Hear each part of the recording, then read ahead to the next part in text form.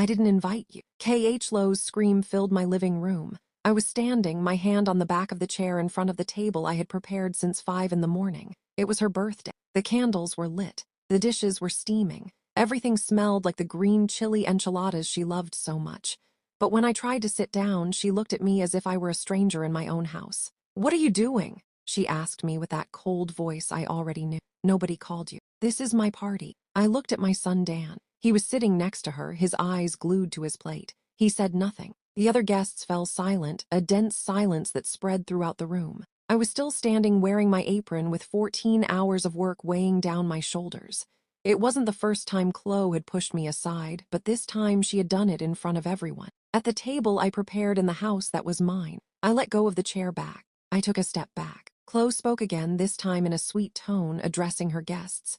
"Please forgive the interruption. You know how mothers are, always wanting to be in the middle of everything." There were laughs, and I was still there, feeling the floor open up beneath my feet. I walked toward the door. Each step cost me more than the last. I reached the entryway. I put my hand on the doorknob. The metal was cold. And then I stopped. Something inside me ignited. It wasn't rage.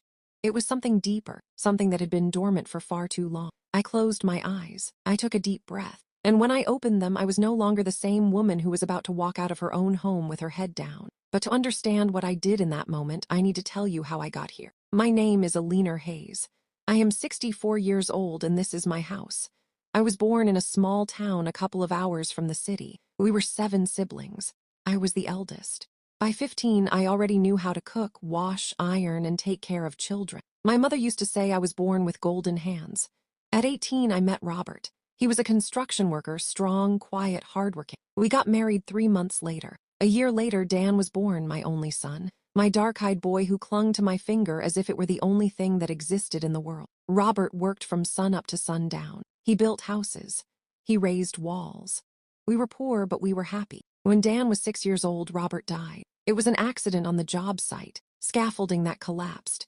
And in a matter of hours, the man I had dreamed of growing old with was gone. I was left alone with a 6-year-old child. No money, no job. I started doing laundry for other people, then ironing, then cooking for parties. I worked 18 hours a day, my hands filled with calluses.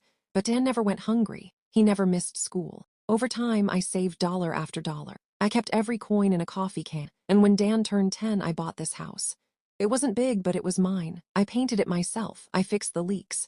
I planted flowers in the yard. Every corner of this house holds my sweat, my effort, my entire life. Dan grew up here. We celebrated his birthdays, his graduations. I raised him alone. I raised him well, or so I thought. When Dan turned 35, he met Chloe. She was 32. Long hair and easy laugh. The first time I saw her, I thought she was pretty, polite, smart. Dan was in love, and I was happy. I was happy because my son had found someone, because he wouldn't be alone anymore. They got married 6 months later. It was a simple wedding in the backyard of this house. I cooked for everyone. Chloe hugged me that day and said, "Thank you, Alina. You're the best mother-in-law anyone could ask for." And I believed her.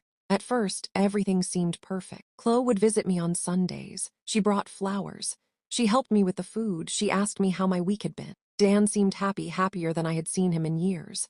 I thought I would finally have the family I had always dreamed of. Not just my son, but a daughter, too. Someone to talk to. Someone to keep me company when Dan wasn't around. How wrong I was.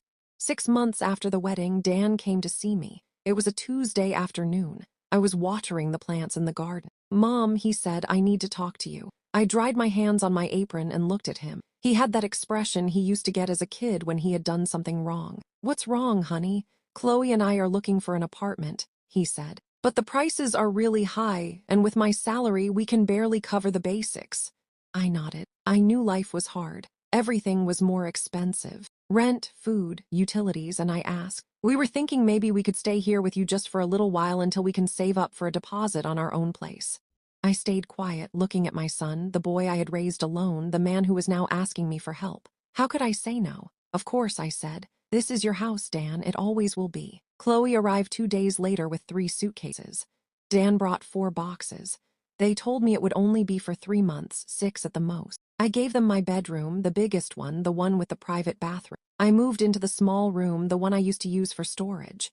"It's temporary," I told myself as I arranged my things in the new space. "It's just a few months," but the months passed and they were still there. At first, Chloe was kind. She helped with the dishes. She asked if I needed anything from the store. She even cooked every once in a while. But little by little, things started to change. First, it was small, subtle comments. "Alina, do you always leave the pots there? They're just kind of in the way. Don't you think it would be better if we put the table on the other side? It would look more modern." "Oh, that tablecloth is so old, isn't it? I have a new one I brought. We could use that." I nodded. I moved the pots. I changed the table's position. I put away my tablecloth. Then came the bigger changes. One day I came home from grocery shopping and found that K.H. Lowe had rearranged all the furniture in the living room. The wooden rocking chair that Robert had given me when Dan was born was gone. "Where's my rocking chair?" I asked.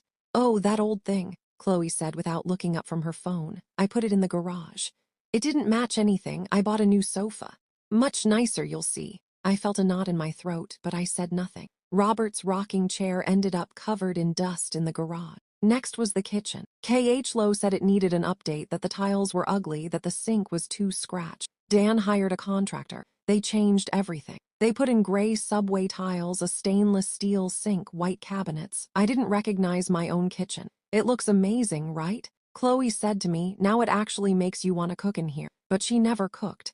I was still the one who made breakfast, lunch, and dinner. The one who washed the dishes, the one who cleaned. The months turned into a year and they still weren't looking for an apartment. One day I dared to ask, "Dan, have you seen any places?" My son looked at me uncomfortable. "Mom, it's tough out there. Prices keep going up. Besides, Chloe says we're fine here. Why waste money on rent when we can save?" Save. That was the word they used. But I didn't see them saving anything. Chloe bought new clothes every week. Dan traded in his car. They went out to dinner on weekends. Meanwhile, I kept working. I washed their clothes. I cooked for them. I cleaned up their messes. And little by little, I became invisible in my own house. They no longer asked me if I wanted to watch a certain show on television. They just put it on. They no longer told me if they were going to be late. They just didn't show up. They no longer included me in their plans. I was the one who opened the door when they arrived, the one who heated up their food, the one who stayed up waiting, but nobody saw me. One day, Chloe invited her friends over. They were 4 women I didn't know. They arrived laughing with bottles of wine with loud music. I was in the kitchen preparing dinner when one of them walked in. "Are you Dan's mom?" she asked me. "Yes," I replied. "Oh, that's great that K.H. Lowe has you here to help her with the house," she said. "She's so lucky." I stayed quiet, watching her get water from the refrigerator and go back into the living room. Me helping her. This was my house, my house. But nobody remembered that anymore. I couldn't sleep that night. I lay in my bed, staring at the ceiling, listening to the laughter coming from the living room. From my living room, laughter from women I didn't know, drinking wine from glasses I had washed that morning, sitting on furniture I hadn't chosen. I got up at 3:00 in the morning. I went to the kitchen. The empty bottles were on the table. Dirty plates were piled in the sink. Breadcrumbs all over the floor. Wine stains on the new tablecloth Chloe had bought. I started cleaning in silence in the dark like always. When I finished, it was already 5. I made myself a coffee and sat by the window. Outside, the sun was starting to rise.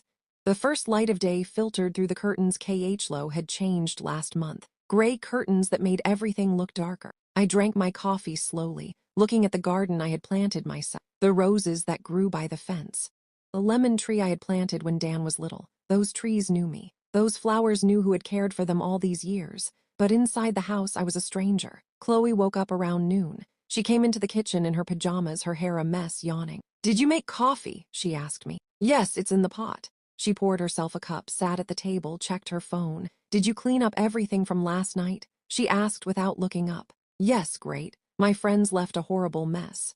She took a sip of coffee. "Hey, Alina, I'm going out today with some colleagues from work. We're going shopping. I'll be back tonight. Leave some dinner for Dan, okay? Don't let him go hungry." She didn't ask if I had plans. She didn't ask if I needed anything. She just gave me orders in my own house. "Okay," I said. Chloe finished her coffee, got up and left. She didn't even put the cup in the sink. She left it there on the table with a coffee ring staining the wood. I washed the cup. Like always, Dan got home from work at 7. He looked tired. He took off his shoes at the entrance and collapsed on the sofa. "What's for dinner, Mom?" he asked. "Chicken mole, your favorite." "Perfect, I'm starving." I served them. He ate 2 plates. He didn't ask about Chloe. He didn't ask how my day had been. He just ate, watched television, and went asleep. I stayed in the kitchen washing dishes, cleaning the stove, putting away the leftovers.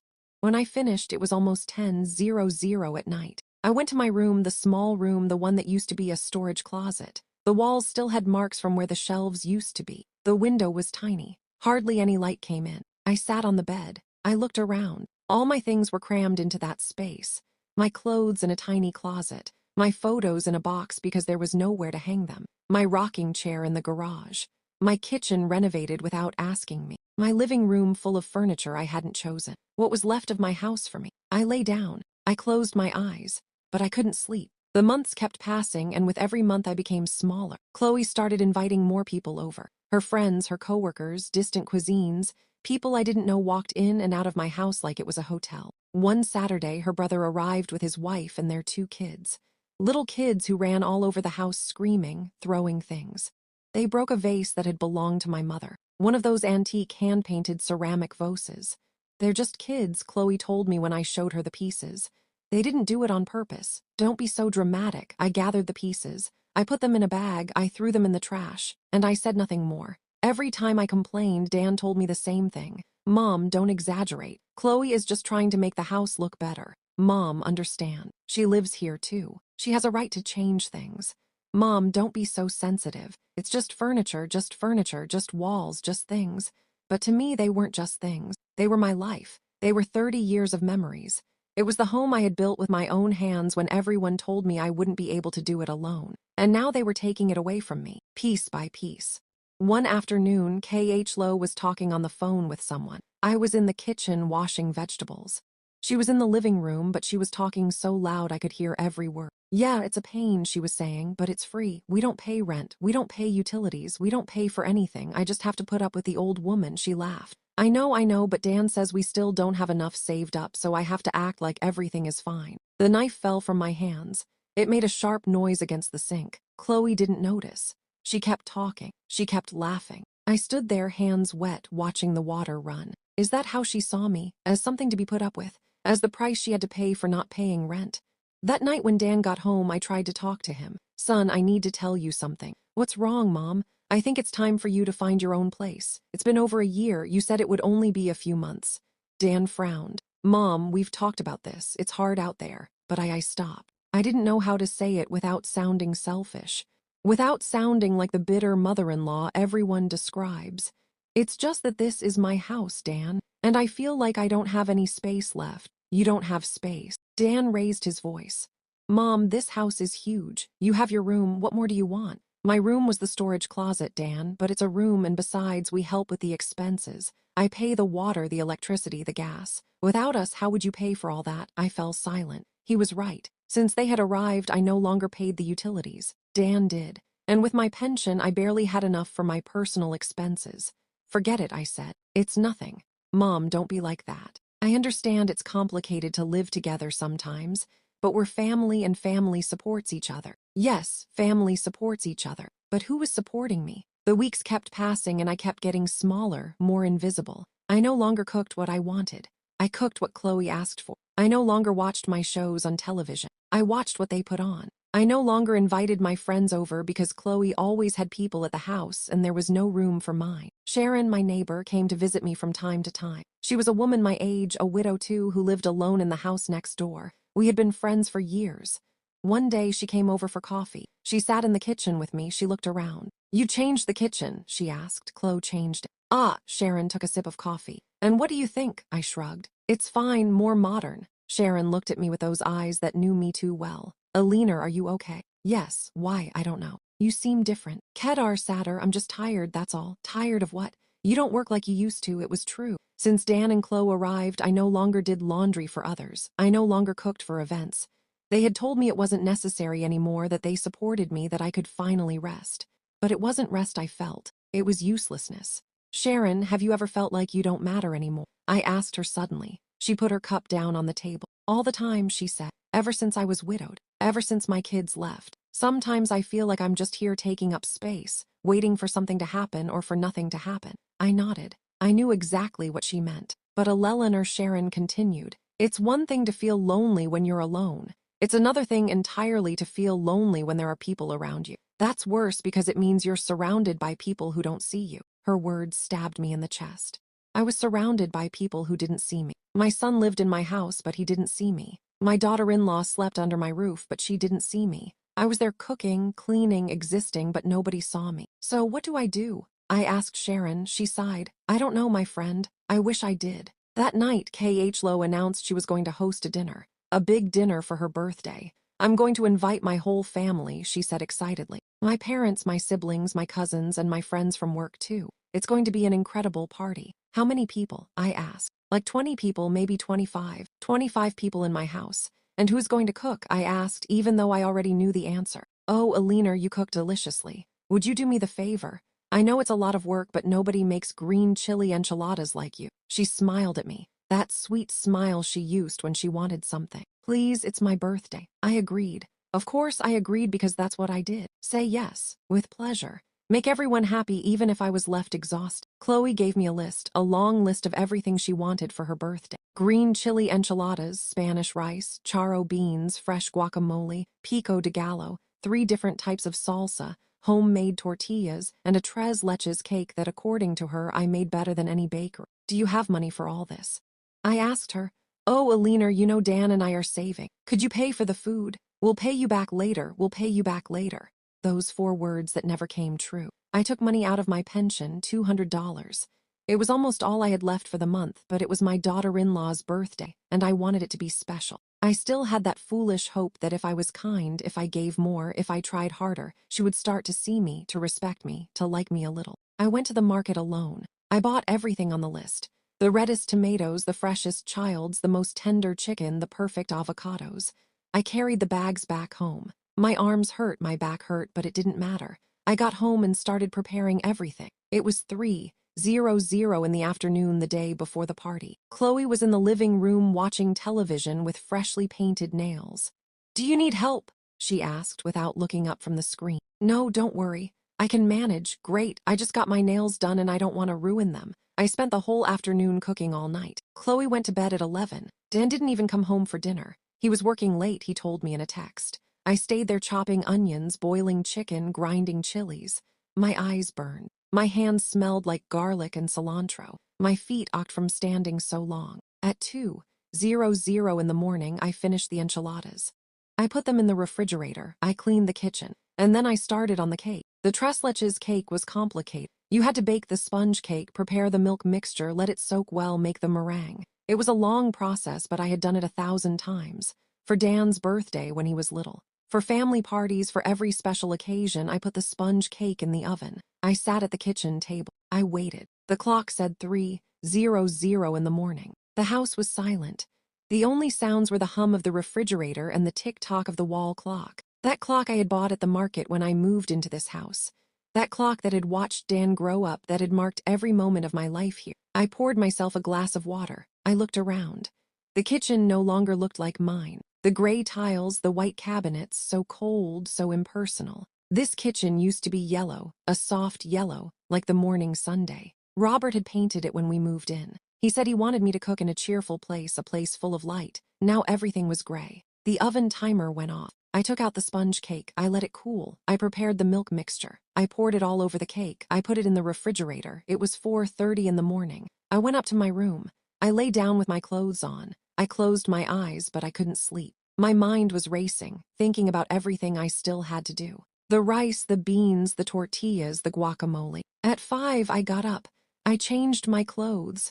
I went back to the kitchen. I started the rice, then the beans. I put on some quiet music on the radio. Old songs I used to listen to with Robert. Songs that reminded me of simpler times. At 8:00 in the morning, Dan came down for breakfast.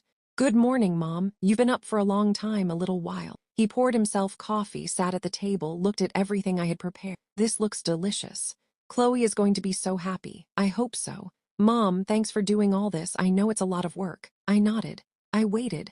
I waited for him to say something else, to ask me how I felt, to notice the dark circles under my eyes, to see that I had been cooking for almost 15 hours straight. But he just finished his coffee, got up and went to take a shower. Chloe came down around noon. She was all dressed up, hair down, wearing makeup. Is everything ready? She asked. The guacamole and tortillas are still left, but the rest is done. Perfect. The guests arrive at 6. I want everything on the table at 6:30. Okay. Oh, and Alina, one more thing. She got closer and lowered her voice even though no one else was in the kitchen. When my parents get here, could you not be wandering around the living room? It's just that I like to greet my guests in peace without interruptions. I just stared at her without interruptions, as if I were an interruption in my own house. Where do you want me to be? I asked. I don't know. In your room or here in the kitchen, but only come out when I call you to serve the food. Okay. I didn't say anything. I just nodded. Chloe smiled. Thanks, Alina, I knew you'd understand. She went to the living room. I heard her talking on the phone, laughing, excited about her party. I stayed in the kitchen, making guacamole, mashing avocados, chopping cilantro, squeezing limes. At 5 in the afternoon, I started on the tortillas. I made them by hand, one by one. The dough between my fingers, the hot griddle, the smell of corn filling the kitchen. I made 40 tortillas. My hands were tired. My fingers ached, but I kept going because everything had to be perfect. At 6:00, the guests started to arrive. I heard the voices from the kitchen. Laughter, greetings, the sound of the door opening and closing. Chloe greeted everyone. I could hear her voice. Happy, grateful, so glad you came. Come in, come in. This is my house. Welcome, my house. Those 2 words pierced my chest like needles. I stayed in the kitchen finishing the last details, putting everything on platters, garnishing the dishes. At 6:30, Chloe peeked her head through the door. Everything's ready, right? Yes, perfect. Start bringing out the food. I started carrying the platters to the table one by one. The enchiladas, the rice, the beans, the salsas, the tortillas. Every time I entered the dining room, the guests looked at me as if I were part of the catering staff. No one said hello. No one asked me my name. Chloe was sitting at the head of the table in my spot. In the spot where I always Saturday, the spot from which I had watched Dan grow up, from where I had shared thousands of meals with Robert. But now it was hers. I finished putting all the food on the table. I went back to the kitchen. I stood there looking through the pass-through window into the dining room, watching them eat, watching them laugh, watching them enjoy the food I had prepared with my own hands. Dan was sitting next to Chloe. He looked happy, happier than I had seen him in months. Chloe raised her glass. I want to make a toast, she said. Everyone quieted. Thank you for coming to celebrate with me. Thank you for sharing this moment in my house with my family. My house, my family, I no longer existed. The guests clapped. They clinked their glasses. They kept eating. I stayed in the kitchen, sitting on a small stool by the sink, staring at the floor. The tears wanted to come out, but I held them back. I wasn't going to cry. I wasn't going to give them that satisfaction. Half an hour passed. The plates were almost empty. Chloe came back to the kitchen. You can bring out the cake now, she said. I got the cake from the refrigerator. It was beautiful, perfect, with a white fluffy meringue. Chloe had bought candles with the number 32. I put them on the cake. I lit them. I carried the cake to the dining room. Everyone started to sing the happy birthday song, the song I sang to Dan every birthday when he was little. But now they were singing it for her. I put the cake in front of Chloe. She smiled, closed her eyes, made a wish. She blew out the candles. Everyone clapped. Cut it, cut it, someone shouted. Chloe took the knife. She cut the first piece. She tried it. It's delicious, she said. Alana, you did an incredible job. Everyone turned to look at me as if they were just noticing I was there. Thank you, I said softly. Serve everyone, will you? K.H. Lowe told me. I started cutting the cake, serving the plates, passing them out one by one. No one thanked me. They just took their plates and kept talking. When I finished, I counted the remaining pieces. There were 6 left, 1 for each person at the table, just enough. I had made the perfect cake. I had calculated the portions exactly, but I hadn't set aside a slice for myself. I went back to the kitchen. I sat down. I listened to the laughter, the conversations, the sound of forks against plates. I felt empty as the plates they were filling. 2 hours passed. Guests were still there, eating, drinking, laughing. I washed all the dirty dishes that were piling up. I cleaned the splatters on the stove. I put away the leftover food. At 10:00 at night, I decided it was enough. I was tired, exhausted. I wanted to go to my room, lie down, disappear. But before I left, I wanted to sit just for a moment at my own table in my own house. I left the kitchen. I walked to the dining room. Everyone was still there. There was one empty chair, just one. At the end of the table, I approached it. I put my hand on the back. I was going to sit down just for a moment, just to feel like I still belonged somewhere. And then I heard her voice. Get out of here, I didn't invite you. K.H. Lowe's scream filled the dining room. Everyone went silent. All eyes were fixed on me. I froze, my hands still on the back of the chair, my heart pounding in my chest. Chloe was looking at me with fury, with contempt, like I was trash. What are you doing? She asked me in a cold voice. This is my party. I decide who comes and who doesn't, and you are not invited. I felt the floor move beneath my feet. The voices around me became a distant buzz. I could see the guests' mouths moving, but I heard nothing. Only the sound of my own heart thumping in my ears. I looked at Dan. He was sitting there, his fork halfway between his plate and his mouth, completely frozen. His eyes met mine for a second. Just 1 second, and then he looked down. He looked down as if he couldn't hold my gaze. As if seeing me hurt him, or even worse, as if seeing me embarrassed him. I waited. I waited for him to say something, to stand up, to tell his wife that this was my house, that I had cooked every dish they were eating, that I had spent $200 of my pension, that I had been working for 18 hours to make this party perfect. But he said nothing. K.H. Lowe kept staring at me with those cold eyes, waiting, enjoying the moment, savoring my humiliation as if it were part of the dessert. One of her friends, a woman with short hair who had arrived with a bottle of wine, cleared her throat uncomfortably. She looked down at her plate. Another guest, an older man who must have been K.H. Lowe's father, picked up his glass and drank slowly, avoiding my eyes. No one said anything. No one defended me. They didn't even look at me with compassion, just with discomfort, as if I were the one doing something wrong, as if I were the one who had ruined the party. I let go of the chair back. My fingers were shaking. My whole body was shaking, but not from fear, not from sadness. Something deeper was waking up inside me, something that had been dormant for far too long. I took a step back, then another. The sound of my shoes on the hardwood floor echoed in the absolute silence that had fallen over the dining room. Chloe smiled, a small, almost imperceptible smile. But I saw it. I saw it perfectly. It was the smile of someone who is just one, of someone who knows they have all the power. She turned to her guests, and her expression changed completely. Now it was sweet, understanding, almost pitying. "Please forgive this awkward moment," she said in a soft voice.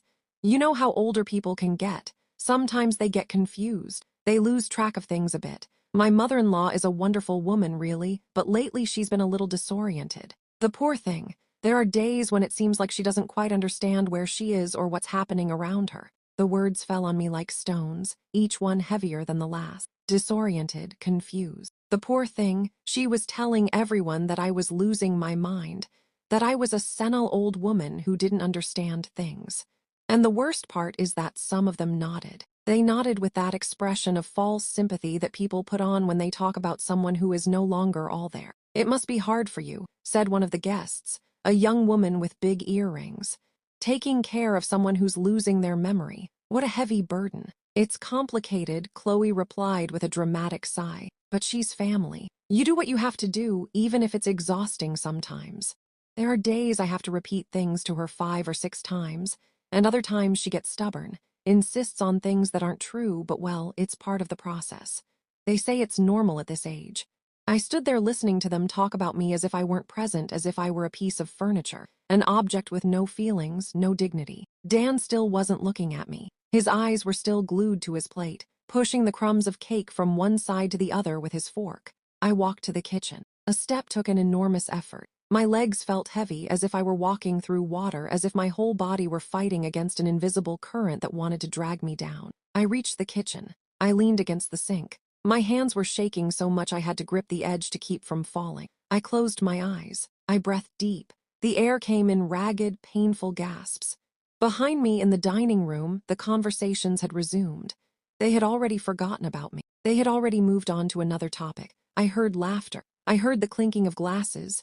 Everything had returned to normal, as if nothing had happened, as if I didn't matter. I turned on the faucet. I let the water run over my hands. It was cold, so cold it hurt, but I liked that pain. It made me feel like I was still alive, like I could still feel something. I looked out the window. It was dark outside. The lights in Sharon's house were on. I could see her silhouette moving behind the curtains. She was probably getting ready for bed, alone in her house, with no one to humiliate her, with no one to make her feel worthless. For the first time in a long time, I envied her loneliness.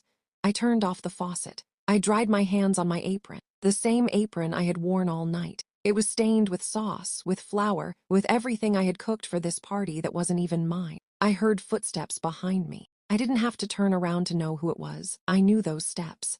I had heard them all my life. "Mom," Dan said in a low voice. I didn't answer. I kept looking out the window, looking at the lights of Sharon's house, wishing I were anywhere but here. "Mom, don't be like this," he continued. His voice sounded tired, annoyed, as if I were the one causing problems. "Chloe didn't mean to offend you. It's just this is her party, her birthday. She has the right to decide who sits at the table. I turned around slowly. I looked at him. At my son, the child I had carried in my arms. The child I had raised alone after his father died. The child I had worked 18 hours a day for. The child I had given up everything for asked. My voice came out stronger than I expected. In my house, Dan sighed. He ran his hand through his hair. That gesture he made when he was frustrated. Mom, we've talked about this. This house belongs to everyone now. We live here. We pay the utilities. You can't keep acting like it's only yours. Things have changed. You have to accept it. You have to adapt to the new family dynamic. Chloe and I are a marriage. We are a unit. And when she makes a decision about the house, about gatherings, about anything, I support her. That's how relationships work. That's how marriage works. Every word was a blow, but they didn't hurt me like they used to. Something inside me had hardened. Something had broken in a way that could no longer be fixed. I cooked everything. I said I spent $200 of my pension. I stayed up all night. I worked 18 hours to make this party perfect, and I couldn't even sit at the table. I couldn't even eat a piece of the cake I made. And you're telling me I have to accept it, that I have to adapt. Dan avoided my gaze. Nobody asked you to spend so much. Nobody asked you to cook all that. You decided to do it. And now you can't use that as an excuse to make Chloe feel bad on her own birthday. She has guests. She has the right to enjoy her day without you making her feel guilty for not including you in everything. I just stared at him, searching his eyes for something of the boy he had been. The boy who hugged me when he had nightmares. The boy who told me I was the best mom in the world. The boy who promised he would always take care of me. But that boy wasn't there anymore. Go. I told him, go back to your party. Mom, don't be like this. Don't be so dramatic. This isn't as big a deal as you're making it. Tomorrow, this will all be forgotten. You'll see. You just need to calm down a bit. Maybe you should go to your room, rest. You've worked a lot today, you're tired. And when you're tired, everything seems worse than it really is. I didn't say anything else. I just looked at him until he turned and left the kitchen. I was left alone, surrounded by the mess of the party, the dirty dishes piled in the sink, the empty pots on the stove, the crumbs on the floor, the stains on the tablecloth. All the work of 18 hours reduced to garbage that I would have to clean up tomorrow. I looked at the clock. It was 10:30 at night. The laughter from the dining room continued. The party went on, and I was here in my own kitchen feeling like a stranger. I took my favorite mug from the shelf, the blue mug with white flowers that Robert had given me on our first anniversary. It was the only thing Chloe hadn't thrown out, probably because she had never seen it. I hid it in the back of the cab. I poured myself some water. I sat on the stool by the window, and for the first time all night I cried. I cried in silence. No sobs, no noise, just tears that fell onto my lap and got lost in the fabric of my apron. The days after the party were strange. Everyone acted as if nothing had happened, as if that night had never existed. Chloe spoke to me normally. She asked me to cook, to wash, to clean. Dan came home from work and gave me a kiss on the forehead, just like always. No one mentioned what had happened. No one apologized, and I didn't say anything either. I continued with my routine. I got up early, I made breakfast, I cleaned the house, I made lunch, I did the laundry like always. But something had changed inside me. Something had broken that night, and I didn't know if it could ever be put back together. A week after the party, Chloe came home with news. Alina, I have to tell you something. She told me one afternoon while I was folding laundry in the living room. My parents are coming to stay with us for a few days. My mom needs a medical treatment in the city, and they'll be here for about 2 weeks. I'm going to give them your room. It has the perfect amount of space, and it's close to the bathroom. You can sleep on the sofa, or if you prefer, you can put a mattress in the laundry room, whatever is more comfortable for you. I stood there with a towel in my hands, staring at her, processing what she had just said. My room, the only space I had left in this house, the only place where I could close the door and be alone. And now they were taking it from me. When do they arrive? I asked. The day after tomorrow. So I need you to get all your things out today or tomorrow. I'm going to clean the room well and change the sheets. I want it to be perfect for them. My mom is very particular about those things. You know how moms are. They always want everything to be spotless. Yes, I knew how moms are because I was one, but no one seemed to remember that. That afternoon, I went up to my room. I looked around. The small bed where I had slept for the last year. The narrow closet that barely fit my clothes.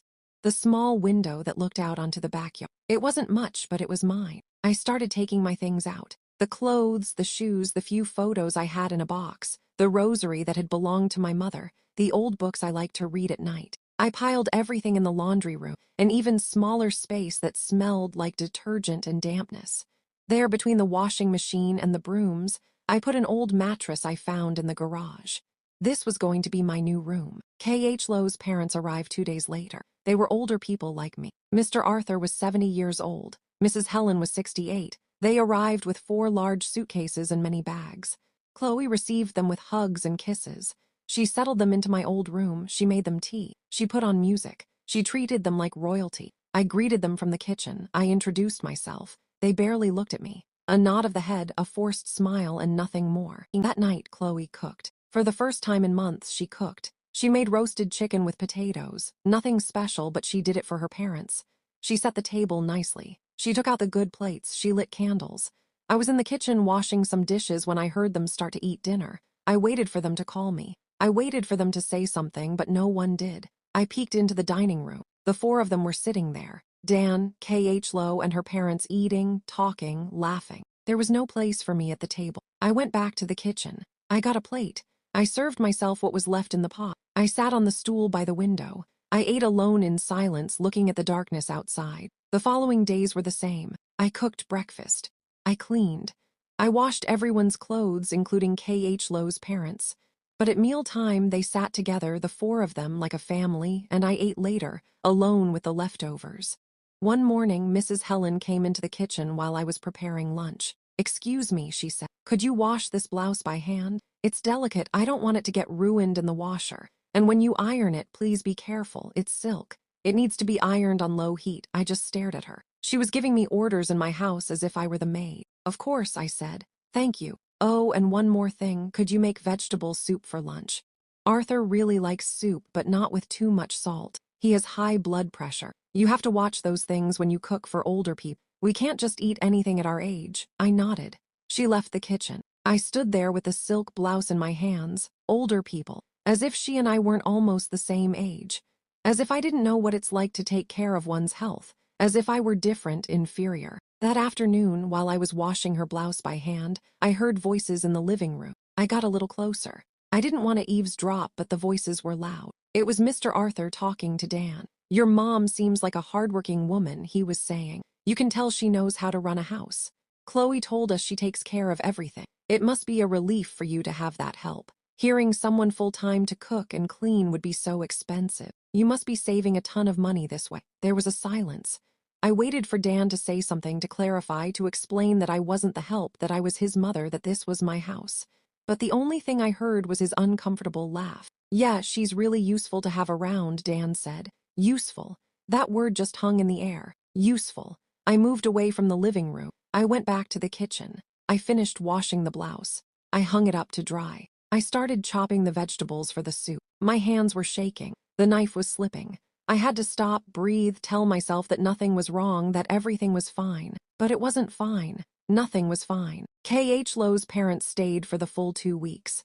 And in those 2 weeks, I ceased to exist as a person. I became a ghost. A shadow that cooked, cleaned, and washed, but had no voice, had no opinion, had no place at the table. I slept in the laundry room on that old mattress on the concrete floor. The smell of detergent gave me a headache. The noise from the pipes wouldn't let me sleep. I would wake up at 5:00 in the morning because someone flushed the toilet and the water rushed through the pipes right next to my head. But I didn't complain, because if I complained, if I said anything, they would surely tell me I was being dramatic, that I was exaggerating, that I was playing the victim. One night, I couldn't sleep. It was 2:00 in the morning. The mattress was uncomfortable. The room was cold. I got up. I went to the kitchen. I made myself some tea. I sat by the window looking at Sharon's house. Her lights were off. She was sleeping peacefully in her bed, in her house with no one to make her feel invisible. I drank my tea slowly. The hot liquid comforted me. It was the only thing that made me feel something close to peace. I heard footsteps. I turned around. It was Dan. He was in his pajamas, looking sleepy. "What are you doing up?" he asked. I couldn't sleep. He poured himself a glass of water. He sat down across from me. "Mom, I need to talk to you," he said. His tone was serious. "Chloe and I have been thinking, this living all together, it's getting complicated. There are too many people in the house, too much going on, and you look tired, stressed. Maybe it would be better if you found a quieter place, a small apartment just for you, where you can be at peace." I looked at him, not understanding. "Are you asking me to leave my house?" I asked. "It's not that, Mom. Don't look at it that way. We just think you might be better off in your own place, where you don't have to be taking care of us, where you can rest. You've worked hard your whole life. You deserve some peace. We would help you with the rent. We'd give you something every month. We're not going to abandon you. But here, with so many people, with so many responsibilities, if you're getting worn out, I left my cup on the table. My hands were shaking so much I was afraid I'd drop it. This is my house, Dan, I said. I bought it. I paid for it. I built it up when no one helped me. After your father died, when everyone said I wouldn't make it alone. This house is mine. I know, Mom, and nobody is saying otherwise, but things have changed. There are more of us now and the house feels small. Chloe needs space. Her parents visit often. We're going to have visitors more frequently. And you can't keep sleeping in the laundry room. That's not fair to you. That's why we think the best thing would be for you to have your own place. A place where you can be happy, where you don't have to be doing things for everyone else all the time. I fell silent looking at him, searching for any sign that he was joking, that this was a nightmare and I was going to wake up. But it wasn't a nightmare, it was real. My son was asking me to leave my own home. I'm not leaving, I said finally. This is my house and I'm staying. Then Mom, don't be stubborn. Think about it, really think about it. What future do you have here? Are you going to keep cooking and cleaning for everyone? Are you going to keep sleeping in a laundry room? Are you going to keep being invisible? Because that's what you are now, invisible. And it's nobody's fault. It's just that the dynamics change. Life change. And you have to adapt or you're going to keep suffering. I stood up. I couldn't listen anymore. I'm going to bed. I said, Mom, please just think about it. I didn't answer. I walked to the laundry room. I closed the door. I lay down on the old mattress and I cried. The next few days were the darkest of my life. I woke up every morning not knowing why. I cooked without enthusiasm. I cleaned on autopilot. I did everything like a robot, without thinking, without feeling. Dan and Chloe started to pressure me more. They left brochures for rental apartments on the kitchen table. They talked loudly about how nice it would be for me to have my own space, how quiet, how comfortable, as if they were doing me a favor. One afternoon, I was washing dishes when I heard the door. It was Sharon. I hadn't seen her in weeks. Chloe had made it clear that visitors had to call first, that people couldn't just show up like that. But Sharon knocked on the door and walked in just like she always had. Alina, she called from the entryway. I came out of the kitchen. My apron was wet. My hands were red from scrubbing. Sharon, I said, and seeing her, I felt something inside me break. The tears started streaming out and I couldn't stop them. Sharon came closer. She hugged me and I collapsed in her arms like a child. What is going on here? She asked me. I haven't seen you in weeks.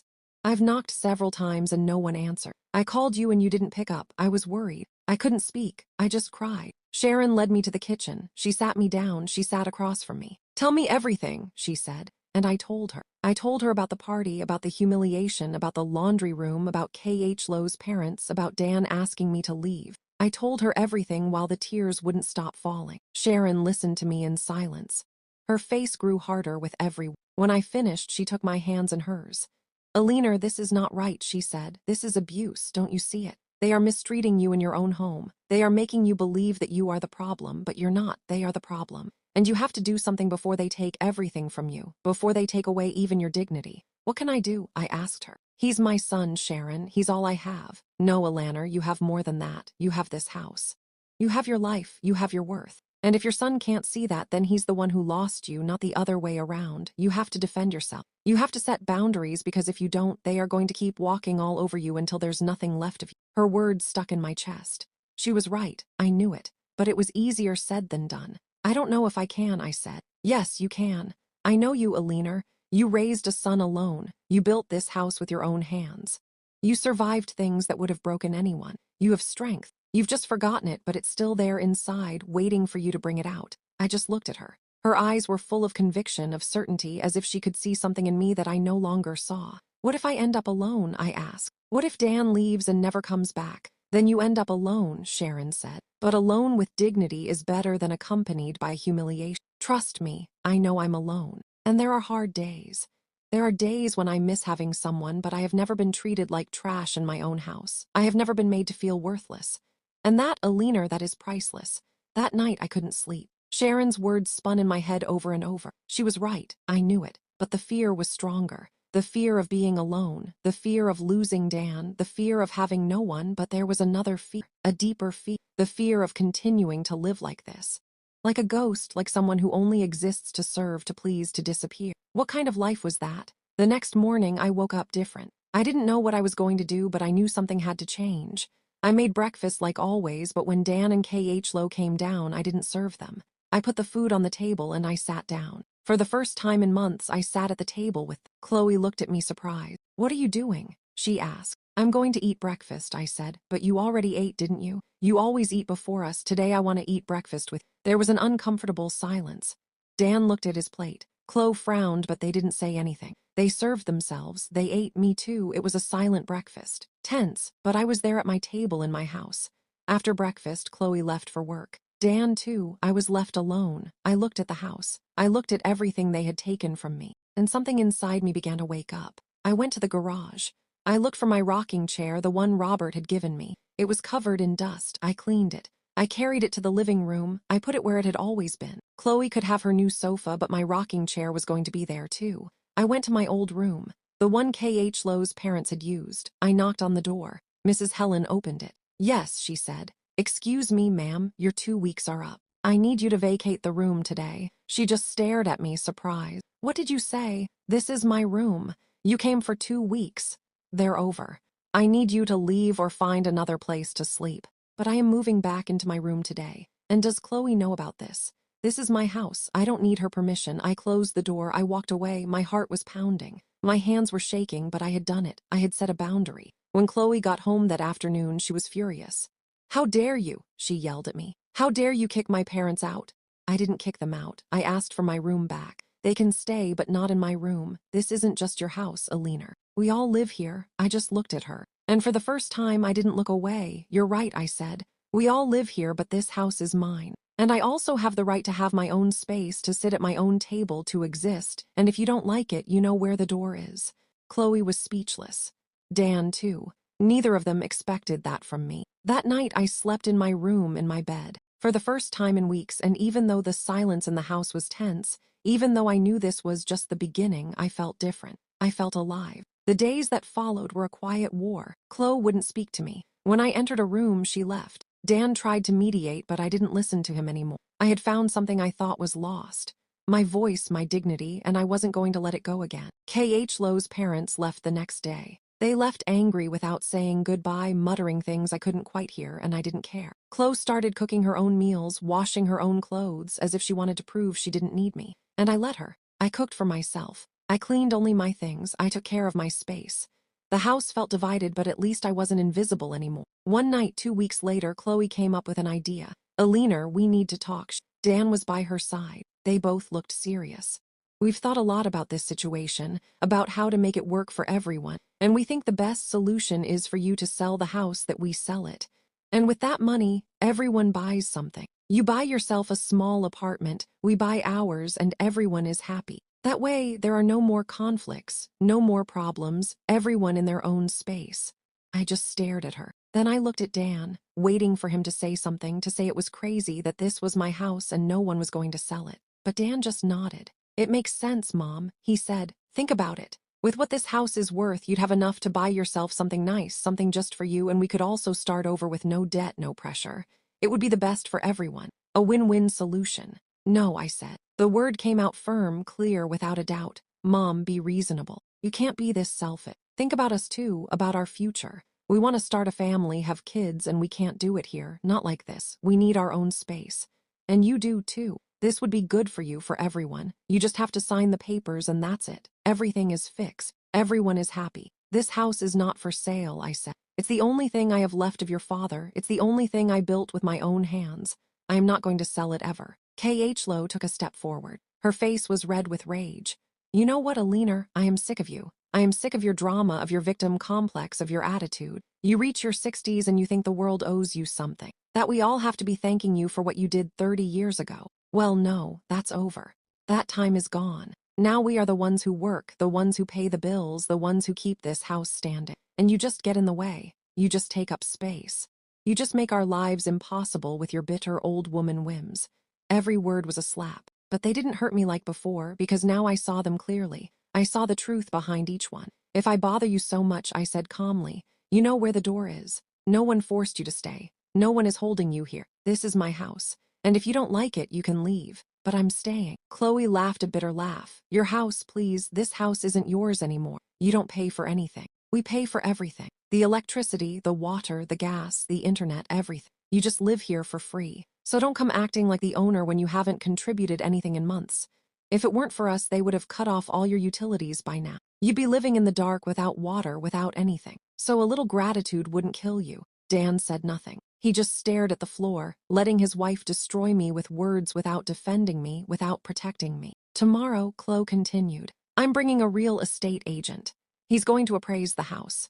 He's going to see what it's worth, and we are going to start the sale process with or without your permission, because legally, if Dan lives here, he has rights too. So either you cooperate and this gets done the easy way, or we do it the hard way, but it's going to get done one way or another." She turned and left. Dan looked at me for a moment. There was something in his eyes, something like guilt, but it wasn't enough to make him speak, to make him defend me. He followed her. I was left alone in the living room, surrounded by silence, surrounded by the walls I had painted myself, the floor I had cleaned 1,000 times myself, the memories of a lifetime. I wasn't going to let them take this from me. I wasn't going to allow it. That night I called Sharon. I told her everything. She was there in 20 minutes. "Alina, you have to act now," she said, "before it's too late. You need to talk to a lawyer. You need to protect your house. This house is in your name, right?" "Yes, only in my name. Then they can't sell it without your consent. It doesn't matter what they say. It doesn't matter that they pay the utilities. The house is yours, but you have to be sure. You have to get everything in order before they try something. There are people who forge signatures, people who do horrible things for money. And from what you're telling me, Chloe is capable of anything." She was right, I knew it. The next day, while Chloe and Dan were at work, I went out. I went downtown. I found a lawyer. I told him my situation. He explained my rights. He told me the house was mine, that no one could force me to sell it, that no one could kick me out. He helped me prepare documents to protect my property. When I got home, I felt different, stronger, more secure. That afternoon, just as she had said, Chloe arrived with a man, a real estate agent. He had his briefcase, his professional smile. "Alina, this is Mr. Gaines," Chloe said. "He's going to look at the house. He's going to take pictures. He's going to do the appraisal." "No," I said, "he's not going to do any of that because this house is not for sale." "Mom, don't start." Dan said, "We already talked about this and I already said no. This house is mine. Mine alone, and it is not for sale. Mr. Gaines, I appreciate you coming, but it won't be necessary. You can leave." The man looked at Chloe, then at Dan, confused. "The house isn't in your names?" he asked. "It's in her name," K.H. Lowe admitted through gritted teeth. "But she's in agreement. It's just that. She gets a little confused sometimes." "She's older, you know how it is. I am not confused," I said firmly. "I am perfectly lucid, and I am telling you that this house is not for sale. Not now, not ever, so you can leave." Mr. Gaines looked at his brief. He cleared his throat. "Well, if the owner doesn't agree, I can't do anything. I'm sorry. I can't work on a property without the owner's consent. It's illegal. So I think it's best if I go. You all need to resolve this among yourselves first." He left. Chloe was furious. Her eyes were shooting fire. "What did you do?" she asked me. "I protected what's mine. This isn't going to end here, Eleanor. I swear to you, you're going to regret this. You are going to see what it's like to be left alone with no one, with nothing. Because that's what's going to happen. Dan and I are going to leave. And you're going to be left here alone in this empty house without family, without anyone to visit you, without anyone who loves you. Is that what you want, to die alone?" I looked her in the eyes without fear, without doubt. "If it means keeping my dignity," I said, "then yes, I'd rather die alone." The weeks that followed were the most tense of my life. Dan and Chloe stopped speaking to me completely. They came in and out of the house as if I didn't exist. They ate out. They came home late. They locked themselves in their room. The house was full of people, but I had never felt so alone. But it was a different kind of loneliness. It wasn't the loneliness of feeling invisible. It was the loneliness of having chosen myself, and that in some strange way gave me peace. Sharon came to visit me every day. We drank coffee. We talked. She reminded me that I had done the right thing, that I had the right to defend what was mine. One night, 3 weeks after all this, I heard Dan and Chloe arguing in their room. The walls were thin. I could hear every word. "I can't take it anymore," Chloe was saying. "I can't live like this with her here looking at us, judging us as if we're the bad guys when all we've done is try to build a life. She's the one ruining everything with her stubbornness, with her selfishness. I need you to make a decision, Dan. It's her or me, because I can't go on like this. I am not going to keep living in a house where I'm not welcome, where I'm treated like an intruder." "Chloe, she's my mother," Dan said. His voice sounded tired, defeated, "and I'm your wife. What am I to you? Don't I matter? Doesn't my happiness count? We've been living here for years, years of putting up with it, years of waiting for her to come to her senses. But she's not going to. She's going to keep clinging to this house until she dies. And in the meantime, what? We just stay here. unable to live our lives, unable to have kids because we don't have space, unable to breathe because she's always there controlling everything. There was a long silence. "What do you want me to do?" Dan finally asked. "I want you to make a decision to choose her or me, because I can't anymore. I'm leaving, Dan, with or without you, but I'm leaving. I already found an apartment. It's small, but it's ours. Or it will be mine if you decide to stay here with your mother. But I'm leaving this week, and I need to know if you're coming with me or if you're staying." The silence that followed was worse than any words. The next day, Dan came to talk to me. It was Saturday morning. I was watering the plants in the garden, the same plants I had cared for years, the roses, the lemon tree, everything that had grown with me in this house.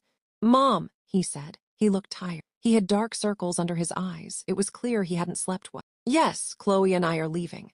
We found an apartment. We're moving out next weekend." I stopped watering. I just looked at him. "Okay," I said. "Okay," he asked, surprised as if he expected me to beg him to stay, to cry, to plead. "Yes, it's your decision, your life. If you think it's for the best, then it's okay." Dan ran his hand through his hair, that gesture he made when he was nervous. "Mom, I don't want things to end like this between us. You're my mother. I love you, but Chloe is my wife, and I have to think about my marriage, about my future. I can't keep living here, not like this. I need to build my own life. Do you understand?" "Yes, I understand. I'll keep visiting you. I'll call you. It's not like I'm abandoning you. I just need my own space. That's all." I nodded. I knew it was a lie. I knew that once they left, the visits would become less and less frequent, the calls shorter until one day they would stop coming altogether. I knew it. But I said nothing. "It's okay, son," I said. "I wish you the best." He came closer and hugged me. It was an awkward hug, quick, as if he wanted to get it over with. "I love you, Mom," he said. "I love you too." He left. I went back to watering my plants. The tears were falling, but I didn't stop them. I let them fall onto the soil, onto the roots of the flowers I had cared for so much. The next week was chaos. Dan and Chloe packed all their things, boxes and more boxes.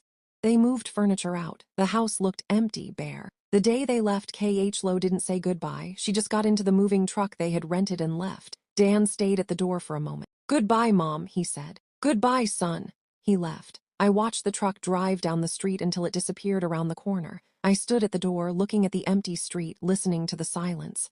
Then I closed the door. I turned around. I looked at my house. It was empty, but it was mine. I walked through the living room, through the kitchen, through the rooms. Everything was quiet, but it wasn't a sad silence. It was a clean silence. New.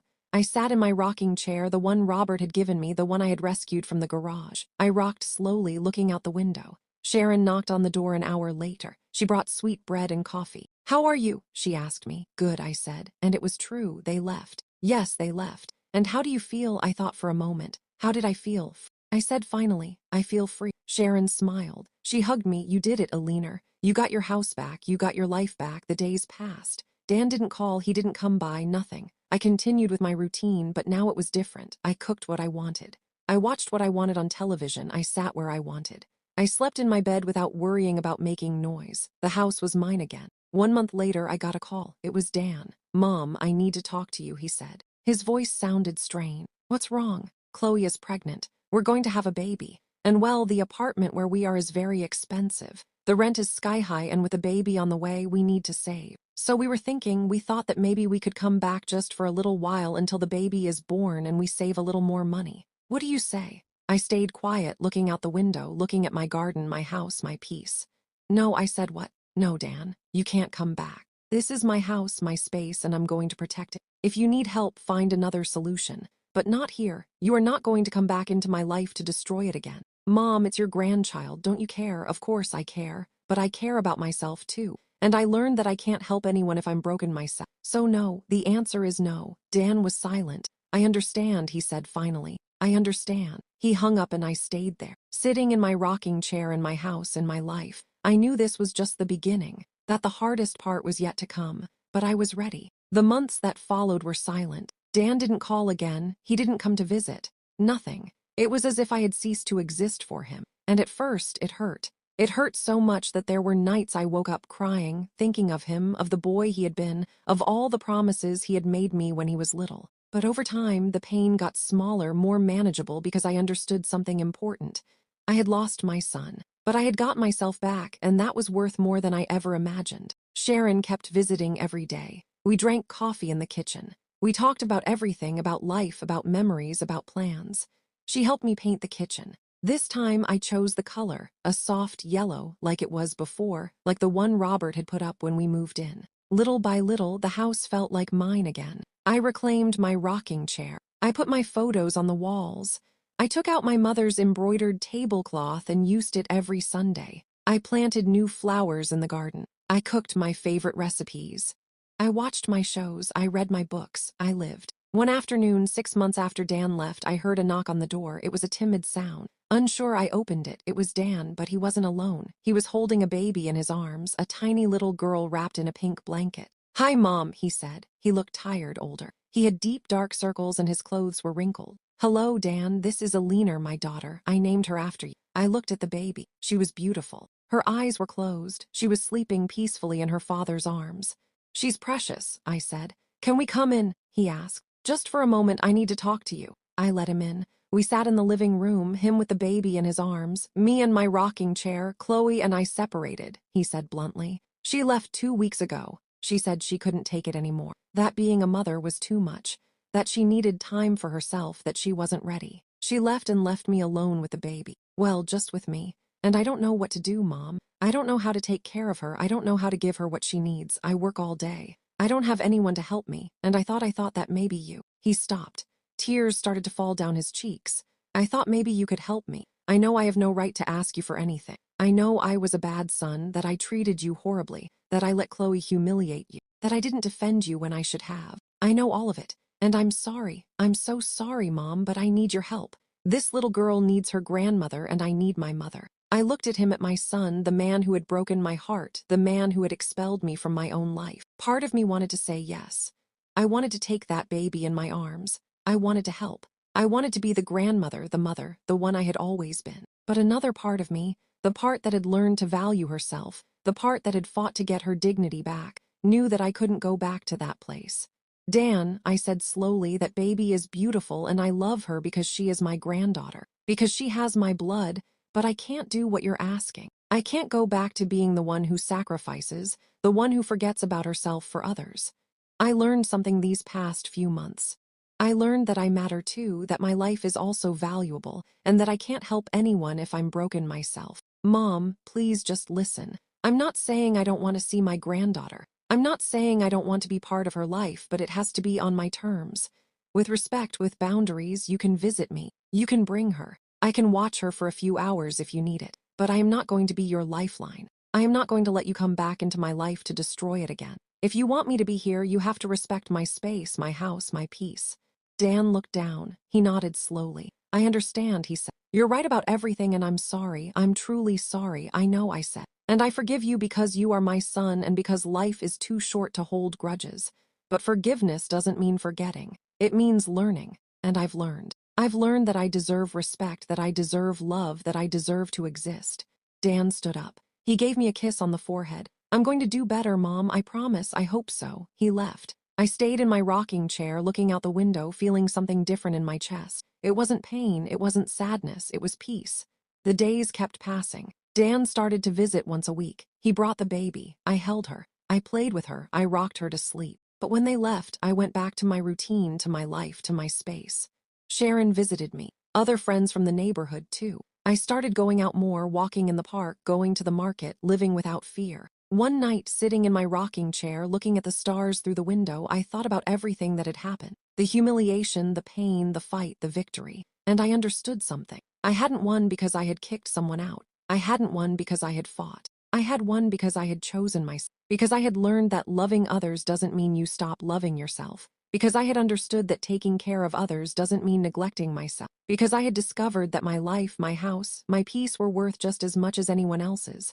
I looked around. My house was silent, but it was a full silence, full of dignity, full of respect, full of self-love. I got up from the rocking chair. I went to the kitchen. I made myself a tea. I sat by the window. Outside, the moon was shining. The stars were twinkling. The night was calm. And so was I. For the first time in years, I felt that I was exactly where I was supposed to be. In my house, in my life, in my peace.